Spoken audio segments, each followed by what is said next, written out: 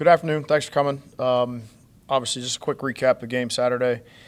Watching the film from that game, I think there's some opportunities that we maybe left out there that we wish we'd had back, and kind of felt that way going through the game. But some really high-level performances by some of our players, and sit there to go toe-to-toe with that opponent and make it a 60-minute football game. Really proud of our effort, especially defensively, to keep us in there in some tough moments. Obviously, a lot of week one mistakes we got to improve on and check the tape and do a good job telling ourselves the truth on that and get it fixed. We got a quality opponent coming in this weekend, Western Kentucky, and well-coached group. It's off to a hot start, playing at a really high level on offense, and a defense that flies around and has some really good players there that can impose their will on you. So we're gonna have to beat our best Saturday night here. Looking forward to a great crowd and getting our home schedule kicked off.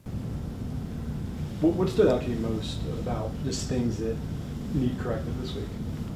Well, I guess like I said after the game, a lot of week one mistakes. We get a first down, we get a penalty on the hands of the face call, we get get a turnover early in the game, we get a stop on defense, and we have a penalty there. Like there's just things that are just penalties in a kicking game, missed assignments on offense. Just things that are week one things that you really guard against, because we had plenty of examples through the preseason week 0 games where people did the same thing. So it's frustrating that those showed up, but we got to correct them and move on.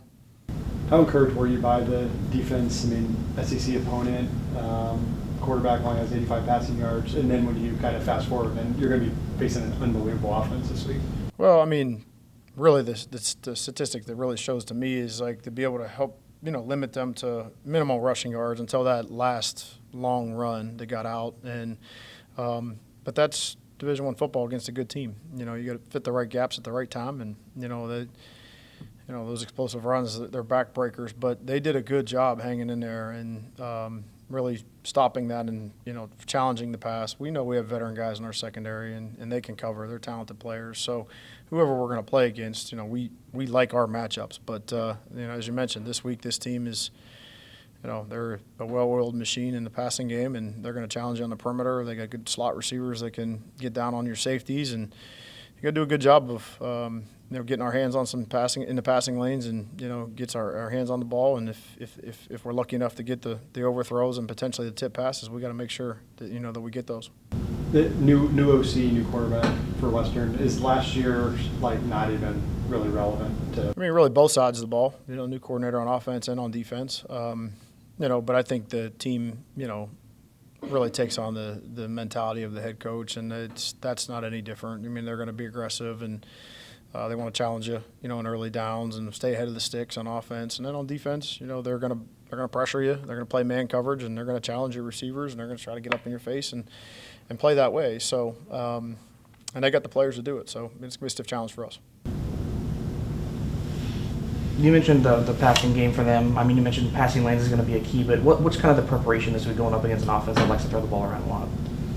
Well, you know more about this opponent than maybe you did last week's opponent. You're basing everything off of last year's videotape, and as I mentioned before, 2 new coordinators. Some of that's carryover, most of it is not. You just got to do the best job you can in this short window this week that we have, and really seek improvement from week 1 to week 2. And really that starts with the process. And these guys have, we had a good 10-day prep on Kentucky. Here you're back into a week routine, so it's a little bit different this week. Week 1 tackling is always kind of an eager thing. You guys pretty well, I guess, against Kentucky on Saturday. You think, right? I think for the most part. There's you got to win your one-on-one battles, and I think at times that you can get beat, and if the ball doesn't find your receiver, nobody knows about it. But if it does, then it's another challenge to get them on the ground. I thought for the most part we tackled well. Every team presents a different set of challenges on how well they play in space with spatial players. This group is get the ball out of the quarterback's hand and get it to their playmakers. So we're going to have to do a great job tackling these guys for sure.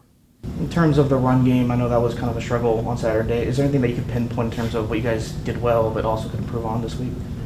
Well, we got to find some consistency, and continue to, try to stay ahead of the sticks and do a better job that way. And that obviously sets the table for a lot of things, but, not an easy front to open up the season with. It's a good front, and it is what it is. And, we've had some self-inflicted errors, but force some errors as well. I mean, that's going to happen.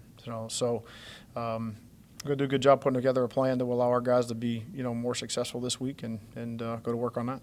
Jason, I know you guys live in the moment, but just big picture, the Group of Five's playoff access has obviously created a new dynamic. Is that more exciting for the top teams in the G5, or is that almost kind of more annoying because it's kind of reframed the appreciation just for the journey of the season and how we've viewed football for 100 years? Yeah, I don't really concern myself with that part of it 3 months away, what that looks like. I'm really concerned about Monday and trying to prepare for Western Kentucky and make sure we do a good job of winning this football game.